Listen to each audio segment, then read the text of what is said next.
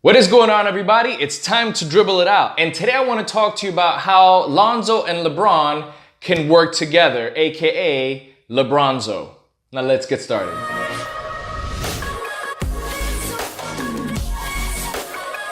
So here at Dribble It Out, we have all sorts of NBA type related content. So if that's something you're interested in and it's your first time here, please consider subscribing. And if you keep popping up and you're not subscribed, then you should. I mean, you're here anyway. Now I want to talk to you how LeBron and Lonzo Ball will be able to work together and have a successful season. And one way that this can happen is with Lonzo's vision. No, not that kind of vision.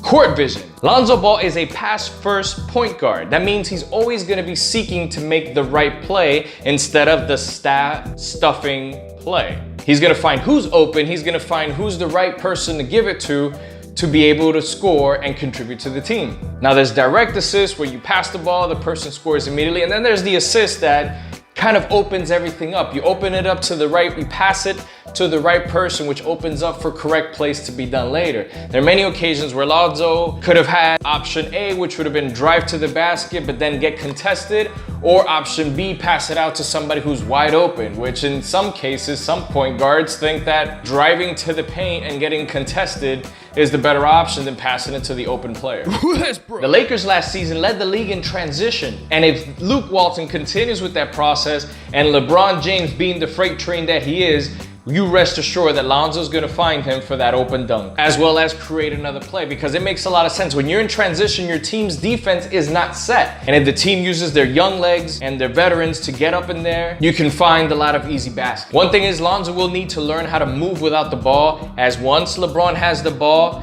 he works best when he has either shooters or he has people cutting, because when you cut, he makes the type of passes without looking. And Lonzo last season only shot 27 times off of cuts out of the 52 games that he played. That is barely above half. That's almost like 1 point something a game. And with LeBron James, he really needs to open that game up, increase it, and find himself open, since he's not just a pure shooter. Get himself open, use his speed and athleticism to get that open layup or pass it out to anybody else and just create a nice play. Another reason that Lonzo and LeBron will work good together, like I mentioned previously, is that because he's a pass-first point guard, that means he's very selfless. So he's not here trying to say, I need this amount of touches, I need this amount of points, I need this amount of attempts or shots. He will most likely be willing to accept his role, do what he's got to do to help the team. He ain't also trying to be the man or start any drama, unless his dad brings it up, which should help the team stay focused on what they need to do on court. Even LeBron James commented about how Lonzo is a great team player and is not out looking to see what he can accomplish or anything about selflessness or everyone individually, because we all tend to do that. We all tend to focus on everyone and how much they're contributing, how well are they playing, how bad are they playing,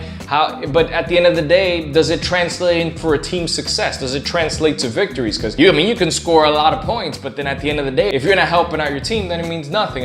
And the last reason that I have is because LeBron James is LeBron, and no matter where he is, he will help and make his teammates better. When he joined the Miami Heat, there was some adjustments that needed to be made with the style that Dwayne Wade played and Chris Bosh and everybody else. But once it was accommodated, everyone shined. Everyone had their moments. LeBron James is not afraid to take in a moment, step back and say, hey, you do your thing. When he joined Kyrie Irving and Kevin Love, same thing. Kyrie Irving had his shots, he had his share. Of course, he was discontent because, as he mentioned, he wanted to be the man, which now he gets a chance to do that in Boston. Even with LeBron on the team, he was still great. I mean, in the finals, they've both scored over 40 points consecutively in back-to-back games. I mean, if LeBron is selfish, how did you get 40 points? And Lonzo, after December, hit 37% of his open threes, which isn't remarkable, but it's actually pretty decent, especially with his awkward kind of shot. So I'm sure LeBron James will find him whenever LeBron is taking over. As I mentioned, Lonzo should add cutting into his game. And then we have other great scorers such as Kuzma or Ingram and everything else that adds into it, but this is just between Lonzo and LeBron.